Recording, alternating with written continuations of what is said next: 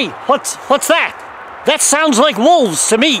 Hello, this is I Go Travel with Don Barnett. We got a shot of snow. We're up from the coast into the higher elevations here. So by the time I got this video made, we had a little snowfall. But anyway, we're in Alaska here. We are just going to leave Petersburg. We've made several videos of the Panhandle, and we're headed for Sitka, the old Russian capital. And in this video, we'll go from Sitka over to another capital, the American capital, Juneau. And from Juneau, we'll do a third community, and that's the community of Skagway, the last one north on the Alaska Panhandle. So join us, come along. When Russia owned Alaska, the capital was here in Sitka. The day we sailed in, there was heavy cloud cover. We could not see Mount Edgecombe, the nearby volcano mountain. The only view that we got was this picture above one of the ship windows, and it showed this picturesque, long-time dormant volcano. You have to expect rainy, cloudy weather often when you come to Alaska. Nevertheless, these next few photos might give you some idea of the countryside. Islands in a nice body of water, very picturesque place. The Russians knew what they were doing when they picked this place. Pioneer Home for the old folks is one of the larger eye-catching buildings. The Prospector statue here fits the area. Like we saw in that travelogue on Petersburg, you can't assume it is all cold climate just because you are in Alaska. The tempering, warm Pacific current means flowers like this. And look here, they even grow apple trees. Downtown Sitka is a small area with numerous shops that cater to tourists who pour off those cruise ships. But there were no skyscrapers on the horizon. This is the Russian Orthodox Church, rebuilt after the original burned down in the 1960s, destroying many irreplaceable historic Russian records and artifacts. Just look at the top of those two steeples and the crosses pointing to the sky. The next day, I looked at the same thing. Just take a look at the top of those steeples there, and things are different. I couldn't figure it out. Did some contractors put some things on the top of those spires overnight? It was time to get my telephoto lens out and take a closer look. Here we are, mystery solved. Two eagles had found a perfect perch with a great bird's eye view. This is a statue of Russia's Alexander Baranov, governor of Alaska, who developed the fur trade and established a few outpost communities during his 30-year head of the Russian-American Company.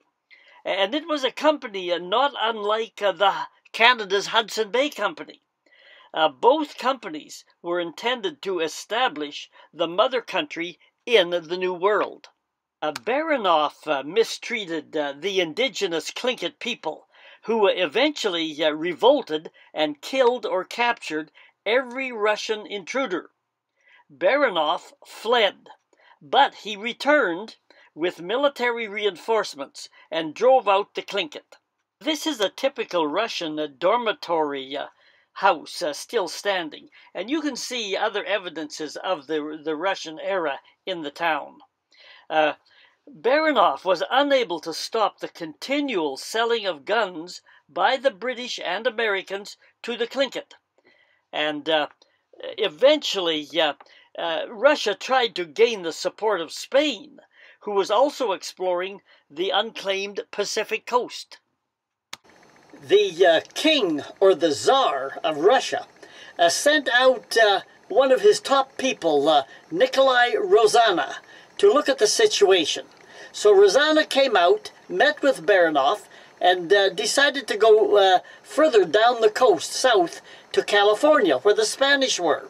And he attempted to gain support from the Spanish. Well, the problem, not a problem, but what happened down in California, Rosanna fell in love with the Spanish governor's daughter.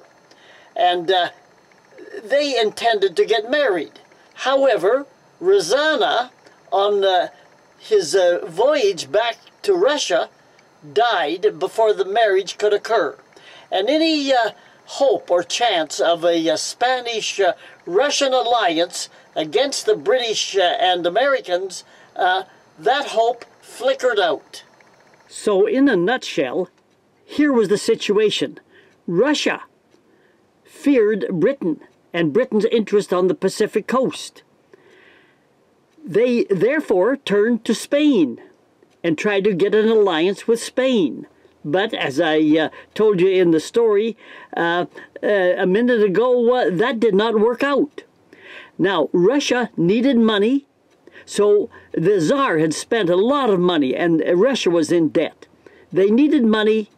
They feared that they would maybe lose all of Alaska to Britain anyhow. So therefore, they knew that the U.S. was interested in Alaska. They eventually sold to the U.S. All of these Alaskan communities that have cruise ships come in have high-end shopping merchandise for the tourists. And it's just an excellent choice of quality stuff. And it all tells the story of Alaska. The Americans moved the capital to Juneau, and the tours awaited the passengers off the cruise ships. You had to come a bit of a ways between the dock and the town. A nice big whale statue greeted the tourists, and the local tours were ready to go. It was tourist-oriented.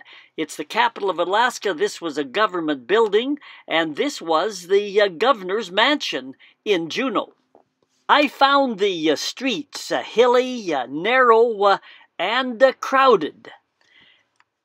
It was easy to get a parking ticket and difficult to find a parking space.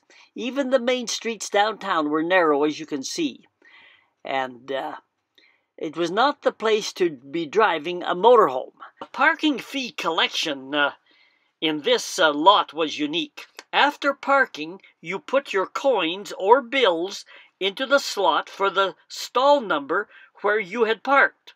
Attendants came by continuously to check and collect the money. If there was money in your slot, you were okay. No money? Then you got a ticket. There was none of this electronic parking meter stuff you find in cities in the South. This was a nice Big Bear statue in the town, and of course everybody went out to see the Matanuska Glacier nearby. We toured a mine that was no longer in use. Juneau had started up as a mining community, but it was all cruise ship tourism today. This is the small historic Russian church in downtown Juneau. Well kept up for tourists, and it was just a nice place to visit. This is a wood peg calendar, the well-known Russian wooden calendar where pegs were inserted daily into the appropriate holes to mark the days of the week and the month. The little shops and museums had evidence of artifacts of the Tlingit culture common throughout this part of Alaska. And we all wanted to have a drink in the Red Dog Saloon and catch a little Alaskan atmosphere. And inside it did not disappoint. The piano player played and the bear climbed the tree. In a few days we again put the camper on the ferry and rode north to the last stop in the Panhandle. And that was Skagway, which was the jumping-off point for the thousands of Americans on their way to the Canadian Klondike gold rush in 1898. Skagway is another popular cruise ship stop. On the left, you can see the railway tracks that run right along the ship dock, making it easy for cruise ship passengers to stop, or to step from boat to train and then ride up the White Pass, one of the main routes people took to the Klondike goldfields. I made several travelogue videos on the Klondike Gold Rush, and you can find them on the Alaska-Yukon section of my website. I even told you there how you can become a genuine, authentic Northerner. And I also showed the inhumanitarianism of Dead Horse Pass, and I even recited a poem about the Klondike Gold Rush. Here's one of the old trestles on the way up there, but the train doesn't go on it. It was a rainy day when we took the train, but it is, regardless of rain or sun, it is a unique, pleasant, informative kind of a train ride. There were other ways for tourists to see the town and the area, like this. The streets were empty at times like this, and always a variety of small shops to shop in, but when those cruise ships came in, the streets quickly filled up. And there was just people everywhere all of a sudden, and some, of course, always headed for a little drink at things like the saloons. Here's another building renovated since 1898. It says the Brass Pick. On the right-hand side, it says House of Negotiable Affection. I wonder what that means. This is the storefront of Soapy Smith, a guy who controlled almost everything in Skagway. His gang knew people were coming back from the Klondike, many of them with gold, and he had several schemes on how to relieve them of their fortunes. Opposition to Soapy's tactics finally increased to the point where there was a gunfight between Soapy and one of the town citizens. Both men were killed, and the Soapy Smith era of gangsterism in Skagway was over. Skagway had many good citizens who helped the community grow.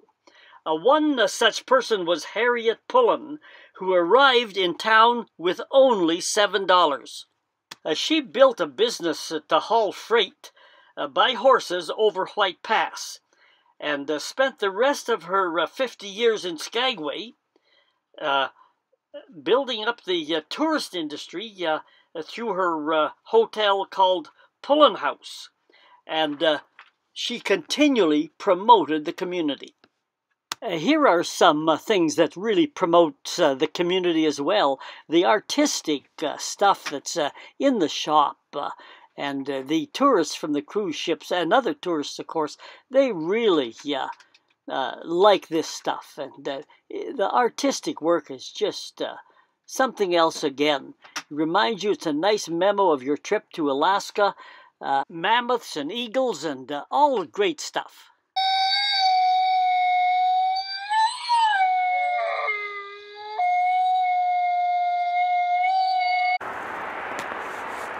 Say, when you hear those wolves, it's time to get out of here. This is I Go Travel with Don Barnett. If you liked what you saw on all of these videos, subscribe and that'll tell you when we're coming again with another video. Okay, until then, so long for now.